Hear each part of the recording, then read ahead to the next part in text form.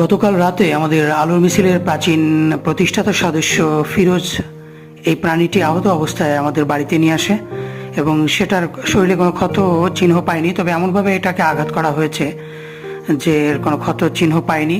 রাতে রেখে দেওয়ার পর সকালেই মারা যায়। এটি হচ্ছে কি লুয়াক গন্ধগোকুল বা সারেল। এটি থেকেই পৃথিবীর সব থেকে দামি লুয়াক কফি তৈরি করা হয়।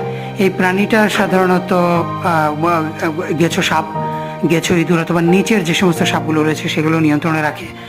এই প্রাণীটাকে এভাবে হত্যা করার ফলেই কিন্তু এই ইঁদুর এবং বিষধর সাপের পরিমাণ বৃদ্ধি পেয়েছে দেশব্যাপী।